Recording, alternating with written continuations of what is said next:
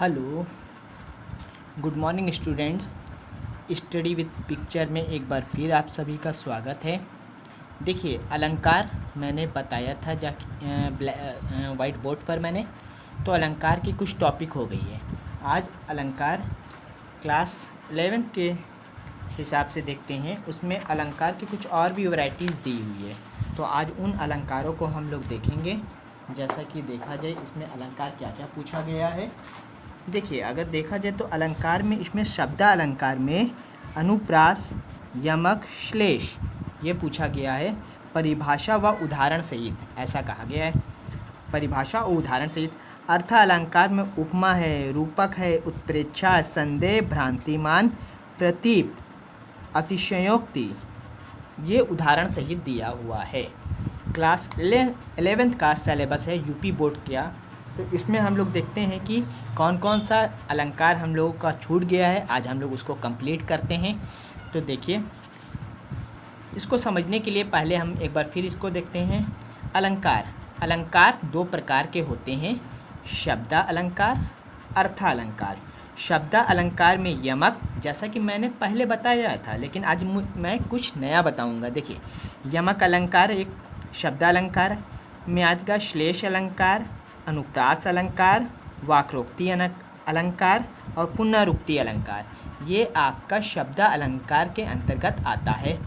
अर्थ अलंकार में आ जाएगा उपमा अलंकार, उत्प्रेक्षा अलंकार, रूपक अलंकार, भ्रांतिमान अलंकार, संदेह अलंकार। नेक्स्ट है हमारा मानवीकरण अलंकार और प्रतीप अलंकार, ये है। तो हम लोगों इसमें से आज हम लोग खास करके ये पढ़ेंगे, प्रतीप पढ़ेंगे, मानवीकरण अलंकार, संदेह अलंकार और भ्रांतिमान अलंकार। ये चार अलंकार में पढ़ेंगे। ये चार अलंकार उदाहरण सहित हम लोग पढ़ेंगे, बहुत ही अच्छे से, बहुत ही सिंपल लैंग्वेज से। आप एक बार देखिए इसको, और अच्छा लगे तो प्लीज़ सब्सक्राइब एंड शेयर कीजिए वीडियो। देखिए, जैसा कि प्रतीप अलंकार में देखिए क्या है। प्रतीप अलंकार का मैं एग्जाम्पल देता हूँ। प्रतीप अलंकार, जैसे प्रतीप का अर्थ होता है उल्टा या विपरीत। यह उपमा अलंकार के विपरीत होता है, क्योंकि इस अलंकार में उपमान को लज्जित, पराजित या हीन दिखाकर उपमेय की श्रेष्ठता बताई जाती है। उदाहरण,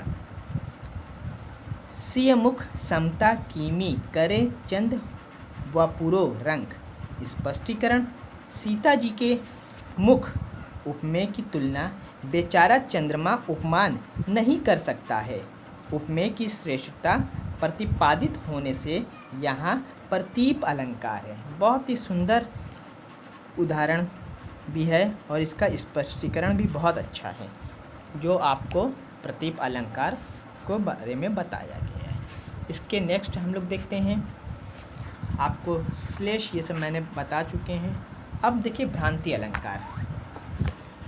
अलंकार को देखा जाए हम लोग।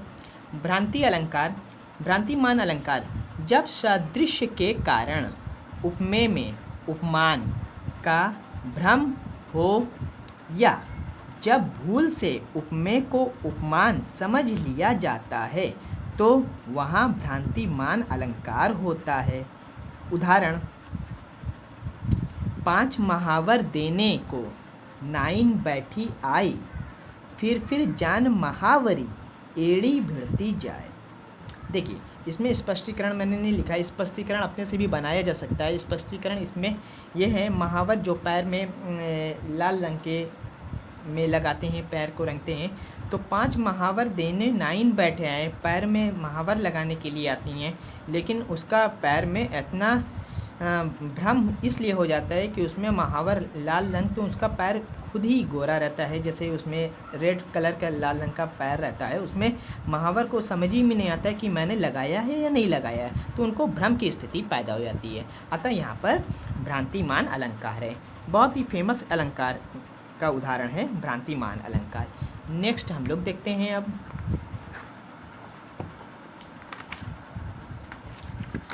संदेह अलंकार।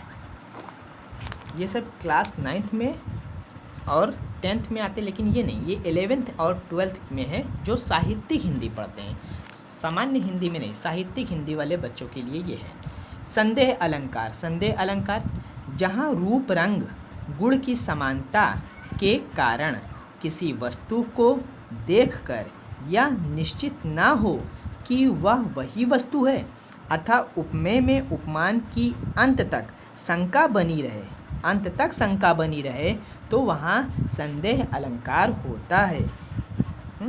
ये स्पष्टीकरण मैंने लिखा है, यहाँ उदाहरण हम दे सकते हैं कि ये उदाहरण, स्पष्टीकरण नहीं, ये स्पष्टीकरण गलत है, यहाँ पर हमें देना चाहिए उदाहरण। उदाहरण क्या है? उदाहरण इसका बहुत ही फेमस उदाहरण है, आप लोग को मालूम ही होगा, देख लीजिए एक बार। सारी बिच नारी है कि नारी बिच सारी है, सारी ही की नारी है कि नारी ही की सारी है। यानी नारी, स्पष्टीकरण ऐसे करेंगे, यहाँ सारी और नारी के बीच में संदेह हो जा रहा है कि सारी बिच नारी है कि नारी बिच सारी है, सारी ही की नारी है कि नारी ही की सारी है। अतः यहाँ बहुत अच्छा उदाहरण दिया हुआ है संदेह अलंकार का।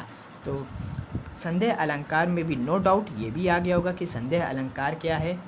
अब हम लोग लास्ट इसके हिसाब से हम लोग देखते हैं मानवीकरण अलंकार। मानवीकरण अलंकार ये देखा जाए हम लोग, मानवीकरण अलंकार, मानवीकरण अलंकार जब प्राकृतिक वस्तुओं जैसे पेड़ पौधे बादल आदि में मानवीय भावनाओं का वर्णन हो, यानी निर्जीव चीज़ों में सजीव होना दर्शाया जाए, तब वहाँ मानवीकरण अलंकार होता है।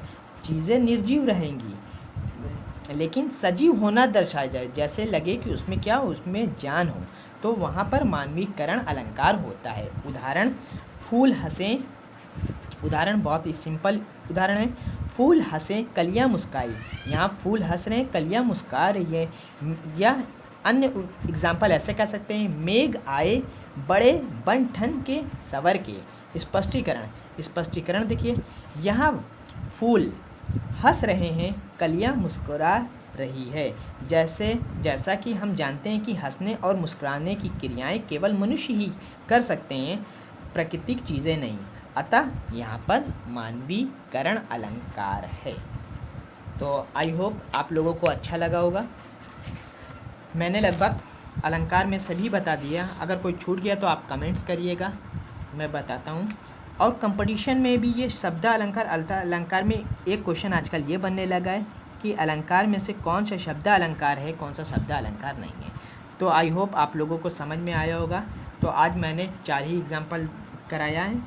जो मैंने कराया आपको प्रतीप अलंकार, जो क्लास 11th में यूपी बोर्ड में आएगा, मानवीकरण अलंकार है, संदेह अलंकार है, भ्रांतिमान अलंकार है ये। और क्लास यहाँ से लेकिन यहाँ तक पूरा अगर अलंकार हम पढ़ लेते हैं तो 9, 10, 11, 12 ख़त्म। लेकिन 11, 12, 9, 10 अपने अपने हिसाब से जो सिलेबस में हो बस वो याद करेंगे। यमक श्लेष अनुप्रास वक्रोक्ति पुनरुक्ति ये उतना आता नहीं है। उपमा उत्प्रेक्षा रूपक भ्रांतिमान संदेह मानवीकरण प्रतीक। इसके अलावा और कोई भी अगर एग्जाम्पल दिया होगा तो फिर मैं देखता हूँ। भ्रांतिमान प्रतीक अनन्वय दिया है, दृष्टांत दिया है। तो नेक्स्ट वीडियोस जब मैं बनाऊँगा तो अनन्य, अन्वय है और दृष्टांत ये अलंकार बनाऊंगा। तो आप लोगों को आई होप समझ में आया होगा। तो स्टडी विद पिक्चर को लाइक कीजिए और इस चैनल को शेयर कीजिए। Thank you very much.